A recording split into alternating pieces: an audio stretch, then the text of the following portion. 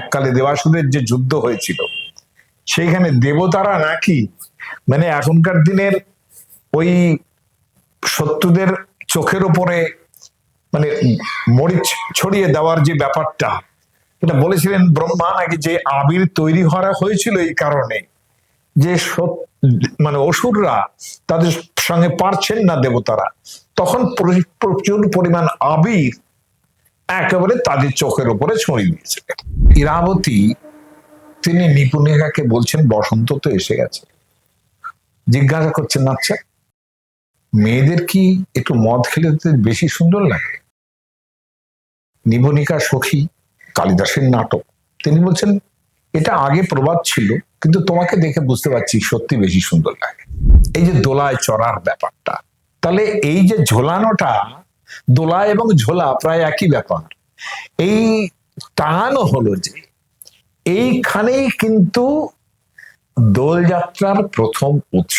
চৈতন্য মহাপ্রভুর সঙ্গে কিন্তু সব এগুলো জুড়ে যায়, মানে বৃন্দাবনের যে এটা সেটাও অনেকটা কিন্তু চৈতন্য মহাপ্রভুর সঙ্গে জুড়ে যায়, কারণ এগুলো সব বন্ধ হয়ে গেছিল। আলটিমেটলি চৈতন্য মহাপ্রভু রূপ গোস্বামী সনাতন গোস্বামীকে গেলেন, বলেন যে তোমরা যাও বৃন্দাবনে এবং লুপ্ত তীর্থ উদ্ধার করো, সমস্ত যেগুলো আর জানে না লোকে সেগুলো উদ্ধার করো। তারা আবার রিভাইভ করেছেন সেগুলো। দোল খেলার ব্যাপারটা, পাবলিকেও দোল খেলছে, এই ব্যাপারটা ওখান থেকে আমদানি হচ্ছে। সেটা কিভাবে? ওই তো বললাম 1887 সালে গ্রাউস তিনি বৃন্দাবনে গেছিলেন। বৃন্দাবনে দেখলেন গিয়ে যে দু রকমের হোলি হয় সেখানে।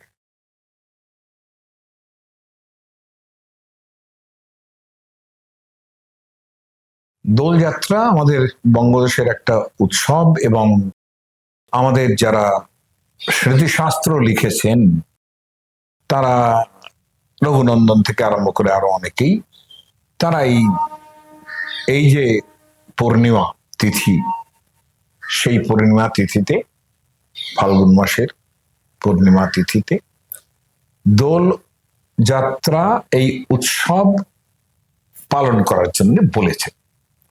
তাতে কি হয়, ঠাকুর অর্থাৎ রাধা কৃষ্ণের বিগ্রহ যেগুলো থাকে সেগুলো একটা যে চৌদল একটা আলাদা করে অনেক জায়গাতেই থাকে, চৌদল মানে যাতে ঠাকুর বসেন আর কি, বিগ্রহ যেখানে বসানো হয় সেটাকেও চৌদল বলে, কিন্তু এর জন্য একটা ছোটখাটো ব্যবস্থা সব জায়গায় থাকে, যার একটা চৌদলে রাধা কৃষ্ণের বিগ্রহ তুলে তাকে প্রচুর পরিমাণ সাজানো হয়, ফুল দিয়ে সাজানো হয় এবং তাকে দোলায় আরোহণ করে দোল দেওয়া হয়, এবং তার মন্ত্রতন্ত্র আছে পুরোহিত দর্পণে।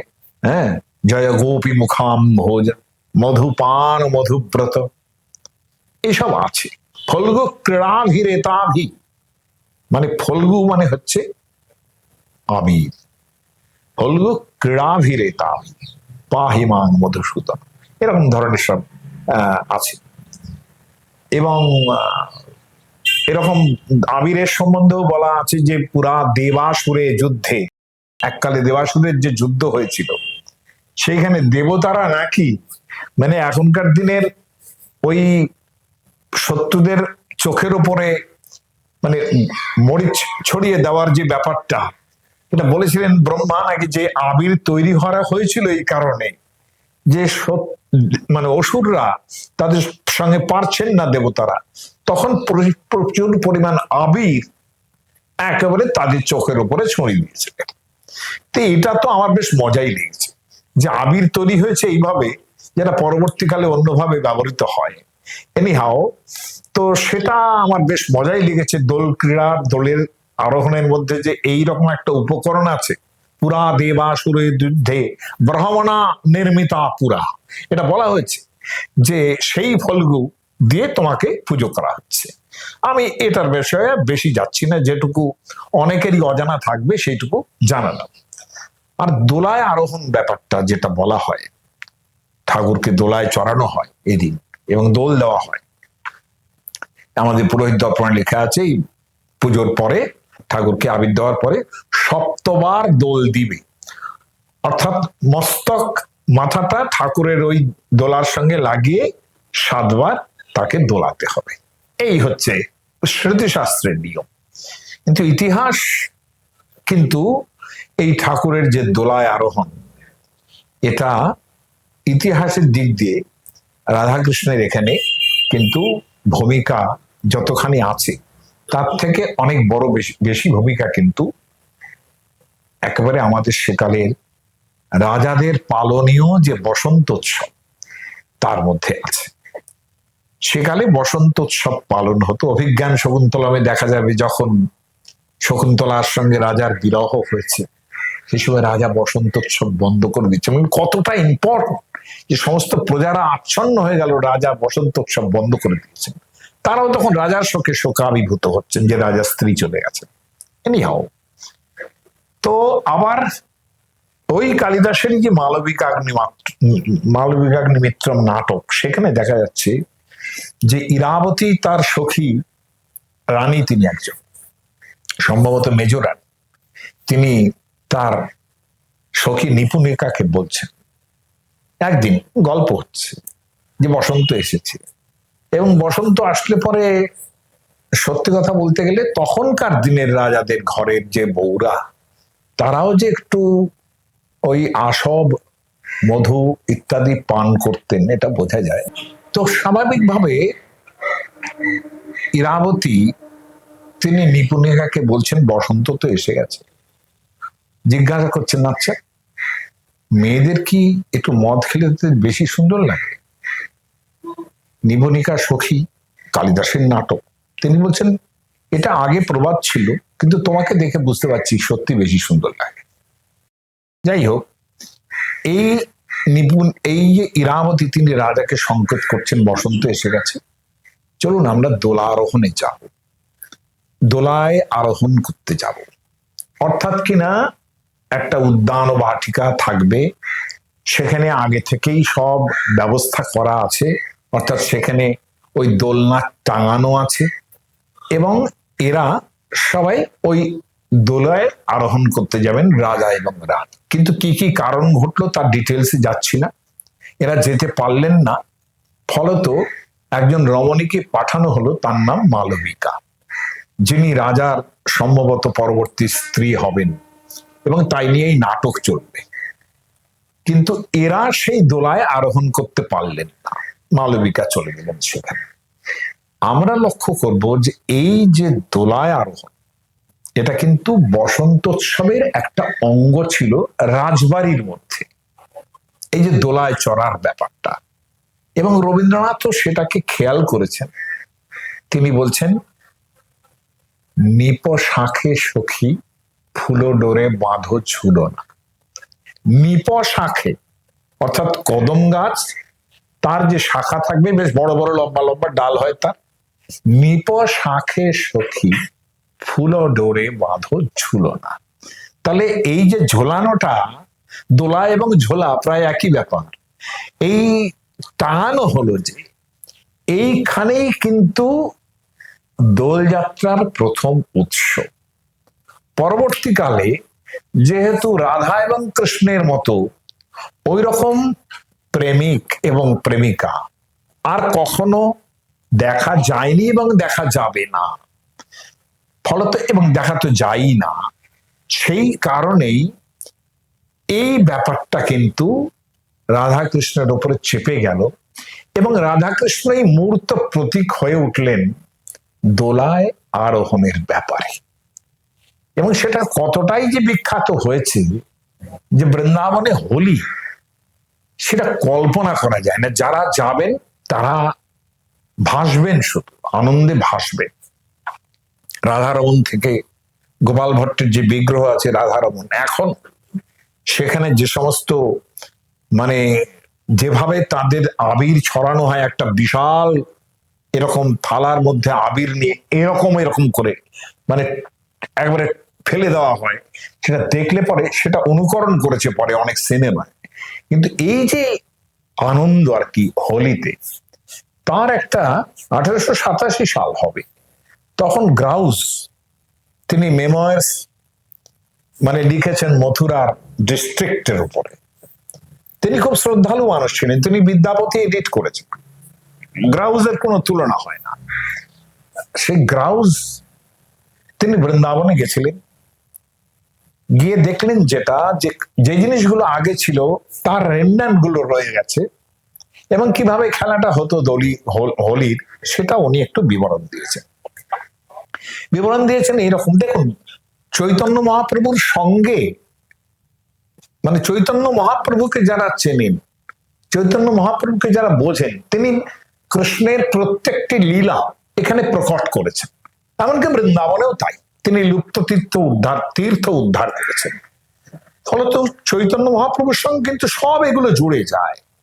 মানে বৃন্দাবনের যে এটা, সেটাও অনেকটা কিন্তু চৈতন্য মহাপ্রভুর সঙ্গে জুড়ে যায়, কারণ এগুলো সব বন্ধ হয়ে গেছিল। আলটিমেটলি চৈতন্য মহাপ্রভু রূপ গোস্বামী সনাতন গোস্বামীকে গেলেন, বলেন যে তোমরা যাও বৃন্দাবনে এবং লুপ্ত তীর্থ উদ্ধার করো, সমস্ত যেগুলো আর জানে না লোকে সেগুলো উদ্ধার করো। তারা আবার রিভাইভ করেছেন সেগুলো। দোলযাত্রার প্রসঙ্গ অবধারিত হবে একবার চৈতন্য মহাপ্রভুর সঙ্গে জড়িত। তখন থেকে বঙ্গদেশে এই দোলযাত্রা উৎসব খুব বেশি মাত্রায় হয়, কিন্তু তখন থেকে বলতে পারি না এই কারণে যে তার আগেও দোলযাত্রা ছিল, সেগুলো ওই স্মৃতিশাস্ত্রের ভাবনায় আছে। ওই স্মৃতিশাস্ত্র যেভাবে বলেছে সেটা একটা বেশ কিরকম ছিল, যে ওই একটা স্মৃতিশাস্ত্র অনুসারে বেশ একটা পুজো ব্যাপার ছিল। কিন্তু দোল খেলার যে ব্যাপারটা, এটা চৈতন্য মহাপ্রভু একেবারে আমদানি হয়ে গেছে বৃন্দাবন থেকে। দোল খেলার ব্যাপারটা, পাবলিকও দোল খেলছে, এই ব্যাপারটা ওখান থেকে আমদানি হয়েছে। সেটা কিভাবে? ওই তো বললাম 1887 সালে গ্রাউস তিনি বৃন্দাবনে গেছিলেন। বৃন্দাবনে দেখলেন গিয়ে যে দু রকমের হোলি হয় সেখানে। একটা হচ্ছে বরসান কি হোলি। বরসান কি হোলি মানে বর্ষানা হচ্ছে আমাদের রাধারানীর জন্মস্থান, তাকে বরসানে ওয়ালি বলা হয়। বরসানে ওয়ালি কি জয় জয় জয় বলা হয়।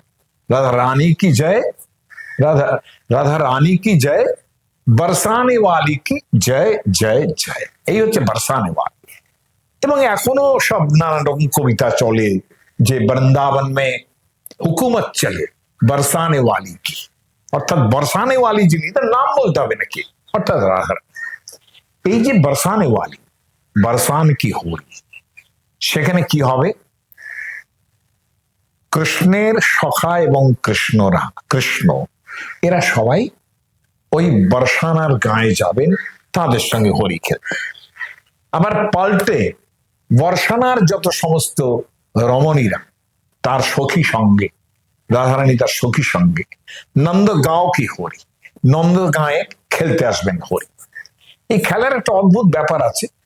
যখন নন্দগাঁয়ের লোকেরা এখনো পর্যন্ত, গ্রাউস সাহেব দেখাচ্ছেন, এখনো পর্যন্ত কৃষ্ণ বলরাম এদের সাজে সবাই, এবং তারা মাথায় প্রত্যেকেরই একটি শিখি পুচ্ছ, মানে কৃষ্ণের প্রতীকেই সাজে।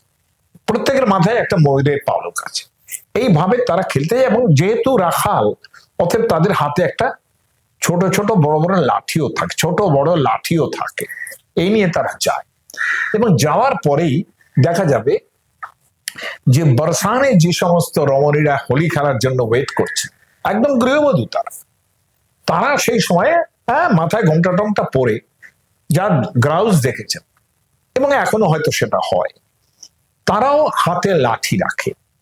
এবং এরা গিয়ে যখন একটু উল্টো পাল্টা কথাবার্তা বলতে থাকে, তখন ওই মেয়েরা লাঠি পেটা করে, এবং এরা সব ঢাল নিয়ে যায়, বড় বড় টিনের ঢাল নিয়ে যায়, এরকম মাথার উপর ধরে থাকে, ওর উপরেই ওরা লাঠি পেটা করে। এটা একটা প্রতীক হিসেবে চলে আর কি, লাঠি পেটাটা হয়।